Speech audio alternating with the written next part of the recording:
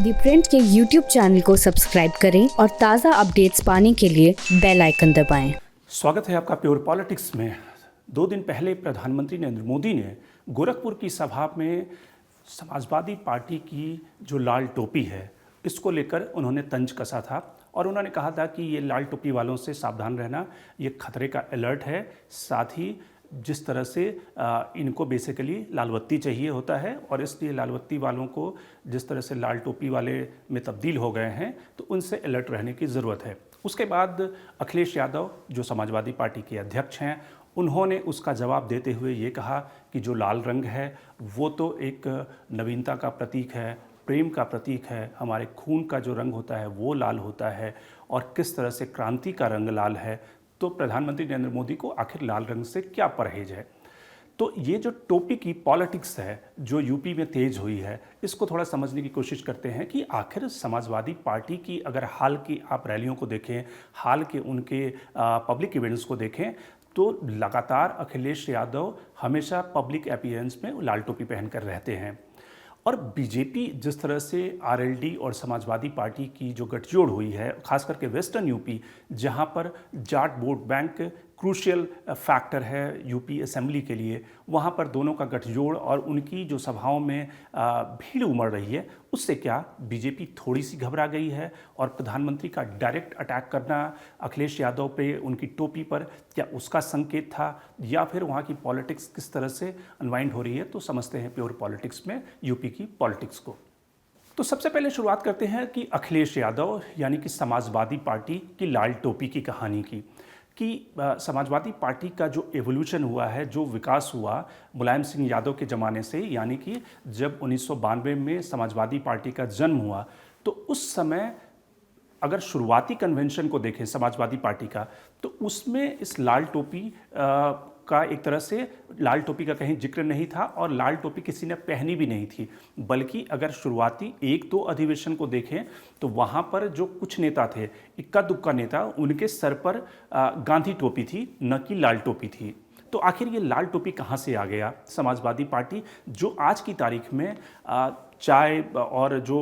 मठरी और जो इस तरह की दुकानें होती है जहाँ पर यूपी और बिहार में यानी कि नॉर्दर्न इंडिया की पॉलिटिक्स चाय की दुकानों पे डिस्कस होती है, तो वहाँ पर इस लाल टोपी का काफ़ी जिक्र है। लोग कहते हैं कि हाँ, लाल टोपी वाले आए थे और शायद इसलिए बीजेपी को ये खतरे की घंटी लगी कि लाल टोपी का जिक्र काफ़ी हो रहा है और जिस तरह से रैलियाँ हो रही हैं उसमें भी लोग लाल टोपी पहनकर जा रहे हैं। तो क्या बीजेपी के लिए खतरे की घंटी है, इस पे हम बाद में आएंगे। लेकिन उससे पहले इस टोपी का जो एवोल्यूशन हुआ है उसको थोड़ा समझते हैं कि टोपी की पॉलिटिक्स क्या है। तो जिस तरह से समाजवादी पार्टी की जो शुरुआती 1-2 अधिवेशन हुए उसमें किसी भी नेता ने लाल टोपी को धारण नहीं किया था, बल्कि वहाँ पे कुछ नेताओं ने गांधी टोपी पहनी हुई थी। उसके बाद जो पहली बार मुलायम सिंह यादव की जो समाजवादी पार्टी, उसकी जो छात्र इकाई है युवजन सभा, वहाँ पर मुलायम सिंह यादव ने ये भाषण में कहा था कि नेताओं को लाल टोपी पहननी चाहिए। और उसके बाद जो पहली बार एक तरह से ऑफिशियल ढंग से समाजवादी पार्टी के नेता कुछ लाल टोपी पहने हुए नज़र आए, वो घटना है 2002 में। 2002 में जो समाजवादी पार्टी का एक कन्वेंशन हुआ, जहाँ पर कानपुर में एक कन्वेंशन हुआ था, जहाँ पर 2-3-4 नेता लाल टोपी पहने हुए नज़र आए। लेकिन इसमें जो लाल टोपी पहनने का जो कल्चर शुरू हुआ वो एक तरह से 2012 जबकि अखिलेश सत्ता में थे और उसके बाद 2017 यानी कि जब बीजेपी सत्ता में आई उसके बाद से जोर पकड़ा। जोर इस तरह से पकड़ लिया कि अखिलेश यादव असेंबली में भी जो उनके नेता हैं वो लाल टोपी पहनकर नज़र आने लगे और कई बार असेंबली में भी इस पर बवाल हुआ। और अखिलेश यादव को लगा कि जिस तरह से बीजेपी का जो सैफरन कलर है उसका डोमिनेंस बढ़ता जा रहा है, तो इसीलिए समाजवादी पार्टी के नेताओं को, समाजवादी पार्टी को भी एक कलर कोडेड यानी कि लाल कलर उनका पहले से जो उनका झंडा है उसमें लाल और ग्रीन है, लेकिन एक टोपी पहनकर वो सैफरन कलर का मुकाबला कर सकते हैं। और इसलिए उसके बाद से अखिलेश यादव तमाम ऐसे सार्वजनिक मंचों पर उन्होंने लाल टोपी पहनना शुरू कर दिया और उसके बाद से लाल टोपी उनका एक तरह से ऑफिशियल ड्रेस कोड बन गया और जिसके ऊपर प्रधानमंत्री को टिप्पणी करनी पड़ी। वैसे कर देखें भारत की राजनीति में जो टोपी कल्चर है, टोपी पहनाने वाले कल्चर की बात नहीं कर रहा, टोपी पहनने का कल्चर जो है वो एक तरह से गांधी से शुरुआत होती है। महात्मा गांधी इस पे कई सारे हिस्टोरियन जो हैं अलग अलग उनका मत है। कुछ लोगों का ये मत है कि जब महात्मा गांधी साउथ अफ्रीका में थे, वहाँ पे जब जेल में बंद थे, तो वहाँ पे जो जेल में बंद कैदी होते हैं उनका एक ड्रेस कोड होता है और उसी ड्रेस कोड के तहत उन्हें टोपी भी पहनना होता था और गांधी ने खुद वो अपनी टोपी बुनी और वो टोपी पहनने लगे। कुछ जो हिस्टोरियन हैं वो कहते हैं कि उन्होंने एक अलग दूसरा नैरेटिव दिया कि गांधी जब 1919 में रामपुर में गए थे, रामपुर में एक अपने आज़ादी के आंदोलन में शरीक होने के लिए, तो रामपुर के जो नवाब थे वो एक कार्यक्रम था जिसमें कि उन्होंने गांधी को आमंत्रित किया था और वहाँ पे एक कल्चर था उस राजा के जो पुराने नवाब होते थे कि वहाँ पे सर पे कुछ ढक कर जाना होता था। जैसा कि आप जानते हैं कि गुरुद्वारों में भी जब आप प्रवेश करते हैं तो पूजा करने के लिए आपको सर पे एक रुमाल रखना होता है, तो वैसे ही वहाँ पे राजा से मिलने के लिए और उनसे चर्चा और उनके जो महल थे उसमें सर पे कुछ रखना होता था। तो गांधी के लिए टोपी की खोज की गई, लेकिन पूरे रामपुर शहर में कोई ऐसी टोपी नहीं मिली जो गांधी को मुफीद बैठती। तो उसके बाद जो रामपुर नरेश के जो मोहम्मद अली थे, जो कि खिलाफत आंदोलन में जिन्होंने शरीक किया था, उनकी जो माँ थी आबदी बेगम, उन्होंने गांधी के लिए एक विशेष तौर पे टोपी बुनी और उसके बाद गांधी ने उस टोपी को पहना और वहाँ से गांधी कैप, गांधी की टोपी प्रसिद्ध हुई। और उसके बाद फिर आज़ादी के आंदोलन में जितने भी लोग प्रोटेस्ट करते थे वो गांधी टोपी पहनते थे, बल्कि अंग्रेज़ों को यहाँ तक कहना पड़ा, अंग्रेज़ों ने इस तरह का प्रतिबंध भी लगाया कि कोई अगर गांधी टोपी पहनेगा तो उसको नौकरी से बर्खास्त कर दिया जाएगा, उसे जेल में डाल दिया जाएगा। इस तरह के हथकंडे भी अंग्रेज़ों ने अपनाए, लेकिन एक तरह से उसके बाद ये गांधी टोपी प्रचलन में आ गया। फिर वो कांग्रेस जो आज़ादी के आंदोलन की प्रमुख जो उसका नेतृत्व कर रही थी, कांग्रेस के नेताओं ने भी गांधी टोपी को अडॉप्ट कर लिया, गांधी टोपी पहनने लगे। तो पहली जो ऑफिशियल टोपी हुई वो सफ़ेद कलर की गांधी टोपी हुई, जिसको कि पॉलिटिक्स में बाद के कांग्रेस के नेता अभी भी पहनते हैं या अलग अलग पार्टियों के नेता भी पहनते हैं।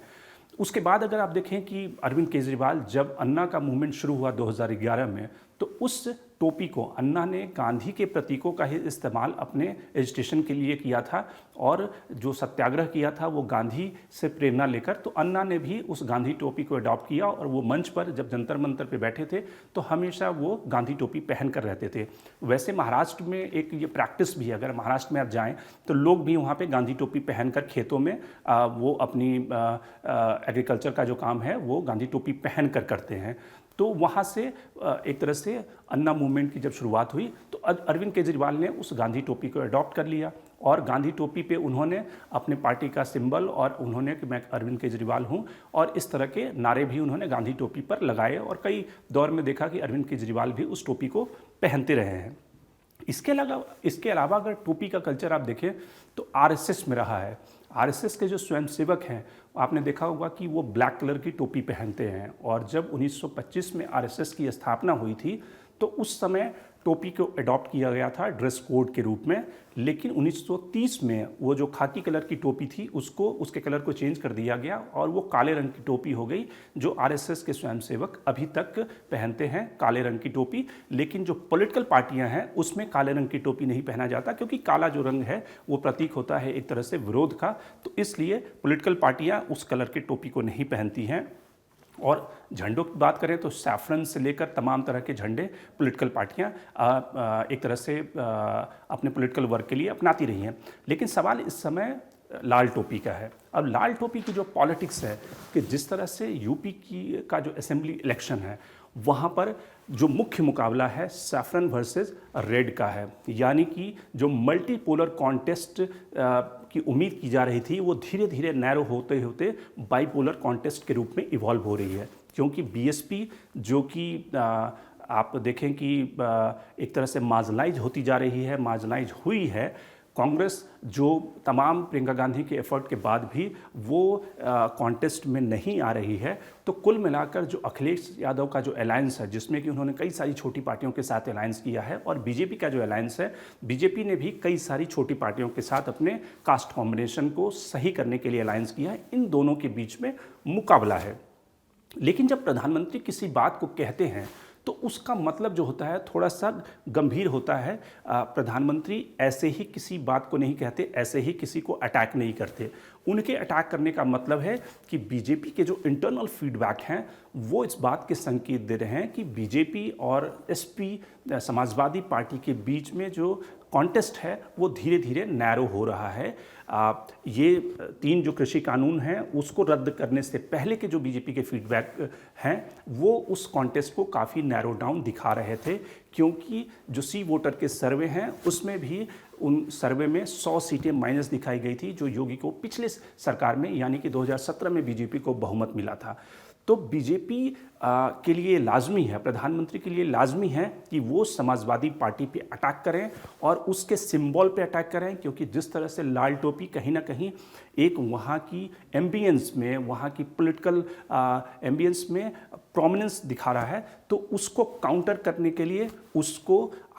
जिस तरह से लॉनेनेस यानी कि जिस तरह से पिछले अखिलेश के रेजीम में जो आरोप बीजेपी लगाती रही है कि अपराधियों का बोलबाला था, गुंडों का बोलबाला था, उस आरोप को उस लाल टोपी के साथ जोड़ा जाए और ये दिखाया जाए कि ये सिर्फ लाल बत्ती के लिए संघर्ष है, न कि मजदूरों के लिए संघर्ष है। जो मजदूर और लेबरर्स का प्रतीक है लाल रंग, उनके खून का प्रतीक है, वो जो श्रम करते हैं उसके लिए समाजवादी पार्टी कोई फाइट कर रही है। तो असली जो मकसद है वो जो नैरो होती कॉन्टेस्ट है उसको कैसे बीजेपी के गैप को आगे बढ़ाया जाए और समाजवादी पार्टी पे लगातार आक्रमण करके उसे कॉर्नर किया जाए। और इसलिए इस मकसद से प्रधानमंत्री ने सीधा डायरेक्ट जो अटैक किया अखिलेश यादव की उस टोपी पर, जो कि इस समय यूपी की रैलियों में अखिलेश यादव बहुत ज़्यादा क्राउड अट्रैक्ट कर रहे हैं और शायद इसलिए बीजेपी की चिंताएं थोड़ी बढ़ गई है।